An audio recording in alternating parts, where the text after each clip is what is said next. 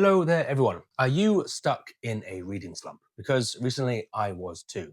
And I recently actually finished this monster of a thing here, Ulysses by James Joyce. And don't get me wrong, I still think it's a masterpiece. It was great. It was fantastic to read. And it's one of the most rewarding reading experiences that I've actually ever had.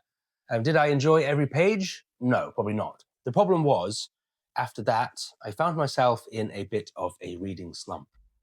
Have you been there too? I'm sure you have.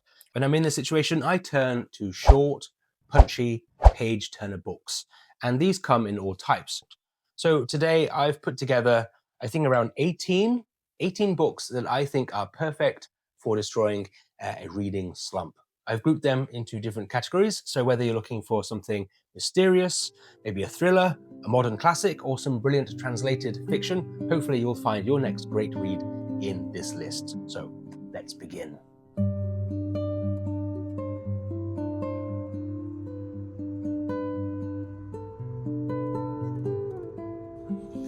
Right, I'm starting with one of my favorite genres, I suppose you can call it genre, modern classics. And I'm going with this one, So Long, See You Tomorrow by William Maxwell. If you've never read William Maxwell before, this is a perfect place to start. In fact, I'd actually recommend Maxwell to just about anyone. So Long, See You Tomorrow, I think in my edition anyway, is around 150 pages, but it somehow contains the emotional weight of a much larger novel. Maxwell is actually responsible for some fantastic and some of my favorite titles in literature, like Time Will Darken It, They Come with Swallows, The Folded Leaf. Even the names themselves of his books have a quiet beauty about them.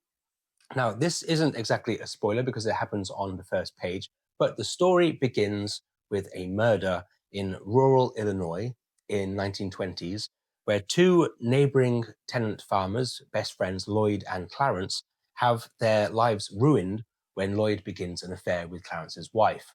Driven by heartbreak and jealousy, Clarence then murders Lloyd and later takes his own life, leaving behind a shattered family, including his son.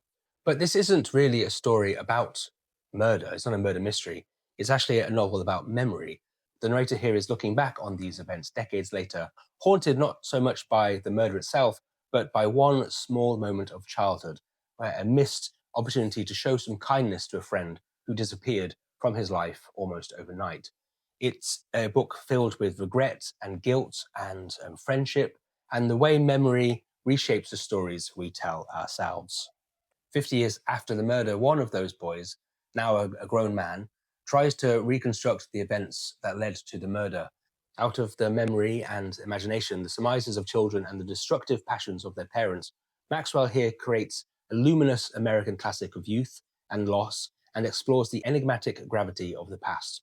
Maxwell never wastes a sentence. Every page moves you forward, and before you realize it, you've reached the end. It's quiet, it's elegant, it's deeply moving, and one of those rare books that lingers in your mind for weeks afterwards. It's actually one of my favorites. So yes, go read Maxwell and go read So Long, See You Tomorrow. Next, I have Train Dreams by Denis Johnson. Like William Maxwell, Denis Johnson has this remarkable ability to say an enormous amount with very few words. Train Dreams is barely over 100 pages long, but somehow it spans an entire lifetime.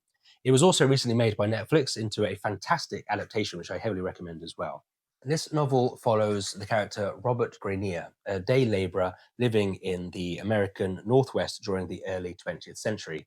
He helps build the railroads, cuts timber, and witnesses America transforming around him as industry slowly replaces the wilderness. Along the way, he experiences love, unimaginable loss, loneliness, and the quiet passage of time. Now, that might not sound particularly exciting on paper, and that's exactly why I think this book is so surprising. Johnson's writing has this magical ability to elevate ordinary lives into something mythic. Every character feels like a perfectly crafted short story, and before long, you've traveled decades alongside Grenier, watching the world change through his eyes. It's a novel featuring work and nature, memory, grief, and the resilience of ordinary people, but it never feels sentimental or overly philosophical. Instead, it simply tells one man's life with extraordinary clarity and compassion. That's why I think it's a perfect, brilliant book for breaking a reading slump. One thing is it's incredibly short. You could comfortably finish it in an afternoon. And because each chapter introduces another fascinating episode from Grenier's life, there's always a reason to keep reading. Secondly, Denis Johnson's prose is just, I would say, it's breathtaking. There are sentences in this book that make you stop and reread them, just kind of stop and look at the wall. Not because they're difficult, but because they're so beautifully observed. And thirdly, most importantly, Train Dreams reminds you just how much can be accomplished in 100 pages. It feels as rich and emotionally satisfying as novels 5 times its length. It will restore your faith in literature. So go check out Train Dreams if you want to destroy your reading slump. My third choice, somewhat of an honourable mention, is a book that I've discussed here a few times, and it is a fantastic book. It's having a bit of resurgence, I think, at the moment. It's this, J.L. Carr's A Month in the Country. This is, again, one of those quiet little novels that seems almost too simple while you're reading it, but somehow stays with you for years afterwards. Set just after the First World War, the novel follows Tom Birkin, a young veteran who arrives in a small Yorkshire village to restore a medieval mural that's been hidden beneath layers of whitewash inside a local church. At the same time, another veteran is excavating a long-forgotten grave in the churchyard. Over the course of one idyllic summer, the two men slowly begin to heal from the physical and the emotional scars left by war. This is it's a lovely little gem of a thing about friendship, about nature, and how life is full of these fleeting moments that you learn to be so important only once they have actually passed. It also has one of the strongest senses of place I've ever experienced or encountered in a book. Carr brings this tiny Yorkshire village to life so vividly that by the final page, you feel as though you spent the summer there yourself. But be warned, I wouldn't necessarily call this one a page turner, but it only sits around, well, yes, in my version, just 100 pages. And the prose is wonderfully clear, and there's something incredibly calming about this book. After reading something demanding or emotionally exhausting, A Month in the Country feels like taking a long walk on a warm summer evening. So I think this is also another good option to destroy your reading slump. Now I'm moving into my next category, thriller and suspense. And I start with Chess Story. Very short, but very tense novel that takes place aboard a passenger ship across the Atlantic. Written by the Austrian author Stefan Zweig and published shortly before his death, Chess Story follows a group of passengers who become fascinated by the world chess champion, Mirko Zentovic. He's a strange man, socially awkward, poorly educated, and almost entirely uninterested in anything except chess. Then, when another mysterious passenger unexpectedly defeats him in a game, everyone wants to know who this remarkable player is. His answer forms the heart of the novel. Without spoiling too much, the stranger recounts how he was imprisoned in solitary confinement by the Nazis. Completely isolated from the outside world, he begins replaying famous chess matches from memory simply to keep himself sane. What starts as a mental exercise gradually becomes an obsession, blurring the line between brilliance and madness. This is one of those extraordinary psychological thrillers, and the suspense is formed by watching a mind pushed to its absolute limits. And that's exactly why this is such a fantastic book to breaking your reading slump. It's, again, incredibly short, just over 100 pages, and you could finish it in one single sitting. Again, Zweig wastes absolutely nothing. Every chapter introduces the next mystery, raises the stakes, or reveals another layer of the characters. The pacing is relentless, but never rushed, and it's highly intelligent, elegant, suspenseful, and one of the finest novellas ever written. I think you should put Chess Story on your list, whatever list it is, because it's a fantastic book. Go check it out. My second recommendation in this category is The Beast in the Shadows by Edogawa Ranpo. If you spent any time on my channel, thank you already, but you'll already know that I have a bit of a soft spot for Japanese literature, and Ranpo is one of the undisputed masters of Japanese crime and psychological suspense. By the way, if you can hear something a bit uncanny about his name, that is a pen name. Edogawa Ranpo is obviously derived from, to sound a little bit like Edgar Allan Poe. Anyway, in this book, a successful mystery writer is approached by a woman who claims she's been stalked by an obsessive admirer. At first, it seems like a fairly straightforward case, but as the narrator becomes more involved in her life, the boundaries between truth and fiction begin to dissolve. Every revelation raises new questions, and before long, you're no longer sure who can be trusted or whether you've been misled from the very beginning. To say much more would just spoil the novel's greatest pleasures. But what starts as a detective story slowly transforms into something darker and far more psychological. It's a book all about obsession, jealousy, deception, and the dangerous stories we tell ourselves. And again, one quick honorable mention, actually two, sorry. One is And Then There Were None by Agatha Christie, but I felt that this one was a little bit too long to include in this list officially. It felt wrong not to include an Agatha Christie book, so I chose The Incredible Theft. This is a short Hercule Poirot story that can easily be read again in one single sitting. To give you a brief summary of what happens in the story, basically when secret plans for a new military aircraft disappear from a heavily guarded country house, Poirot is called in to uncover the thief before the documents can fall into the wrong hands. Then what follows is exactly what Christie does best, a tightly constructed mystery filled with clues, red herrings, and one brilliantly satisfying solution. It is another perfect example of her extraordinary economy as a writer. In just a few dozen pages, she introduces memorable characters, creates genuine suspense, and delivers another mystery that feels every bit as rewarding as one of her full-length novels. Go check it out. Next, some classics, classic literature. Now, I know what you might be thinking. Classic literature? Surely that's the last thing you'd recommend to someone in a reading slump. But I'd actually argue the opposite. Some of the greatest classics are still incredibly short, remarkably accessible, and far more engaging than their intimidating reputations suggest. If you've always wanted to dip your toes into classic literature, these are the perfect places to start. First up, I have this by Leo Tolstoy. This is within a book of short stories, but one of them that I want to talk about here is The Death of Ivan Ilyich, a brilliant short story. It's astonishing to think that in little more than a few hundred pages, Tolstoy manages to write one of the most profound novels ever written. The story here follows Ivan Ilyich, a successful judge who appears to have lived the perfect, respectable, middle-class life. He is a good carer, he has a good career, a comfortable home, and the social status he always wanted. But after a seemingly minor accident, he falls seriously ill and gradually begins to realize that his life may be coming to its end. As his condition worsens, he is forced to confront a very terrifying question. Has he actually lived a meaningful life? What follows is a deeply moving exploration of morality, regret, fear, and ultimately acceptance. Now, that might sound unbearably bleak, but I promise you it isn't. In fact, it's one of the most life-affirming books I've ever read. Tolstoy has a remarkable ability to strip away everything superficial and remind us of what really matters. Every page here feels important because every question that Ivan is asking himself are the same questions that we will ask ourselves too, eventually. And despite tackling these enormous themes, the book is still incredibly readable. Tolstoy's prose is brilliant. It's clear, it's direct, and surprisingly modern, making it easy to race through in maybe not one sitting. You should take your time and enjoy it.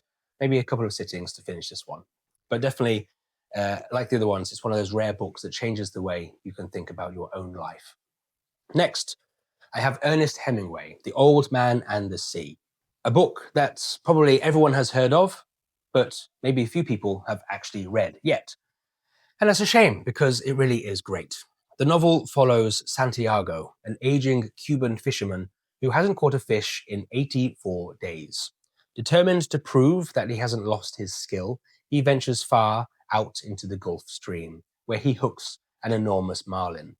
What follows is this epic struggle between the old man and one magnificent fish, and the unforgiving sea. Like a lot of great short stories, they tackle big ideas through simple plots. But beneath that simplicity lies a powerful tale of perseverance, of dignity, pride, and what it means to keep going when the odds seem impossible. It's also a perfect example of Hemingway's famous writing style. If you haven't read any Hemingway, you would know what I mean when you start reading it. It's very different to other styles. It's very clean, of course, it's economical and wonderfully understated. There isn't a wasted sentence in this entire novel. But you'd be surprised at how uplifting the story is as well. There are naturally some moments of sadness, but by the final page, you're left with an overwhelming sense of admiration for Santiago's resilience. It's one of those books that quietly encourages you to keep trying, to keep striving, and to find meaning in effort itself. Short, but surprisingly epic. And in this category for, I don't know if I can call it an honorable mention, I'll just mention it anyway. It's by Thomas Mann, and it's Death in Venice. Obviously, I know that Thomas Mann can be a little intimidating. He's one of those authors whose name often appears on university reading lists, and that can make his work feel a little bit inaccessible. A lot of his books also are pretty chunky as well, but don't let that put you off. This is a novella that follows Gustav von Aschenbach, a celebrated German writer who, after years of disciplined work, finds himself mentally and creatively exhausted. Hoping to escape his routine and rediscover his inspiration, he travels to Venice for a holiday. Once there, he becomes fascinated by the extraordinary beauty of a young Polish boy named Tadzio. As this quiet obsession begins to consume him, rumors of a cholera epidemic start spreading through the city. The authorities insist everything is under control, but beneath the glittering beauty of Venice, something darker is slowly unfolding. Brilliantly atmospheric, Venice almost feels like another character in this story, with its winding canals, fading grandeur, and growing sense of unease. You can almost feel the humid air and hear the water lapping against the old buildings as the story progresses. And on its surface, it's raising questions about beauty and obsession, but beneath that, Mann is exploring some much bigger questions about art, aging, desire, discipline, and the dangers of allowing fantasy to overtake reality. There's a tension running through the entire novella, which makes you keep turning the pages to find out more and more. You know from the very beginning that something isn't quite right, and that lingering sense of inevitability keeps you turning the pages. And of course, if you like this one, and you're ready for something big, then it sounds like you might be ready for one of his chunkier books, maybe The Magic Mountain or Dr. Faustus. Right, my next category is translated fiction, and I start with The Hunting Gun by Yasushi Inoue. One of the best ways to get out of a reading slump is to read something that feels completely different from what you're used to. Different voices, different cultures, different storytelling traditions, they can make reading feel fresh again.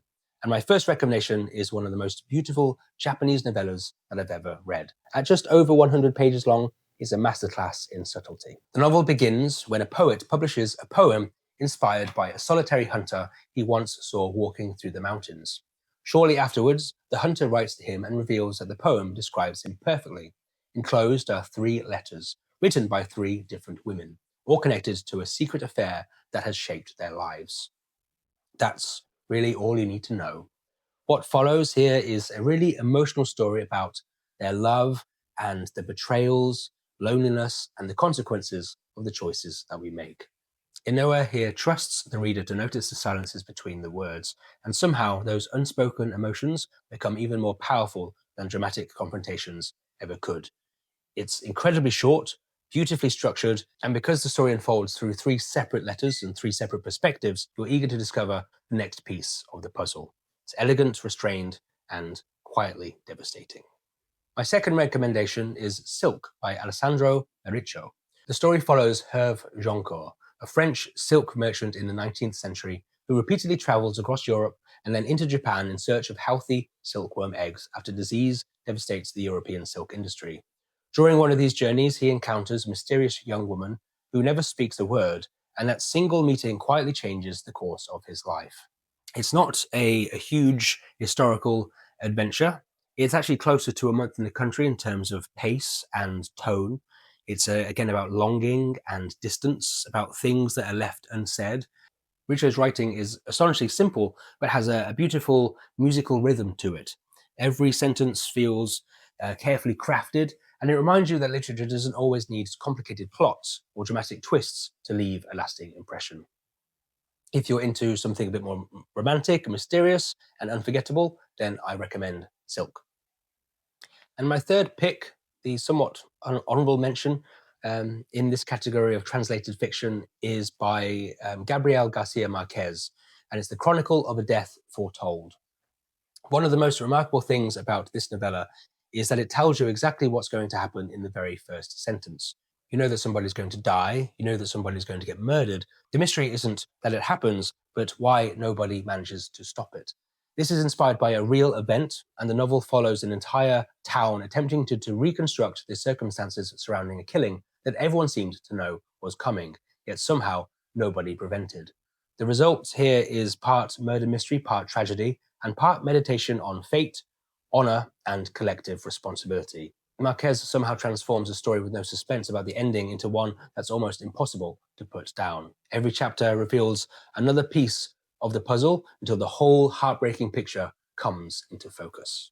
Everyone should read Gabriel Garcia Marquez, so if you're still a little bit unsure about whether to tackle some of his bigger books like 100 Years of Solitude, which is much more complicated than this one, then I recommend this book instead. Next, I go into one of my favorite genres, horror. Now, horror isn't perhaps usually the first genre people think of when they're trying to get back into reading, but perhaps it should be.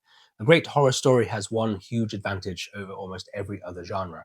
It practically forces you to keep turning the pages. You tell yourself you'll stop after one more chapter, and suddenly it's 1 o'clock in the morning, and you're almost finished. I was very tempted to include a whole bunch of other horror stories here, Shirley Jackson for one. I really wanted to focus on shorter stories, perhaps under 150 pages. So the first one I've gone for is an absolute banger, an absolute classic. It's The Turn of the Screw by Henry James. Have you heard of that one already? The story follows a young governess who arrives at an isolated country estate of Bly to care for 2 orphaned children, Miles and Flora. Before long, she begins to see strange figures watching the house and becomes convinced that the children are being haunted by the ghosts of 2 former servants. Or are they? That's the question that has fascinated readers for well over a century. Is this genuinely a supernatural ghost story, or are we witnessing the slow psychological breakdown of an unreliable narrator? Henry James never gives us a definitive answer, and that's exactly what makes the novel so compelling. Every conversation, every glance, every strange event can be interpreted in more ways than one, inviting you to constantly reassess what's really happening. This will definitely get you out of your reading slump. It's just 120 pages long, it's brilliantly atmospheric, and the ambiguity keeps you completely hooked. And if you've never ventured into Gothic fiction before, this is a great place to begin. It's really eerie, it's smart, and it's endlessly discussable, and one of the finest ghost stories ever written. But I didn't want to stay within classics for the horror genre, so next I've gone with something a bit more modern. It's called Come Closer by Sarah Gran. If Turn of the Screw represents classic horror, then Come Closer shows just how effective modern horror can be. This novella follows Amanda, an ordinary woman living a perfectly ordinary life. And at first, little things begin to change. She starts losing time, hearing strange noises, behaving in ways she can't explain.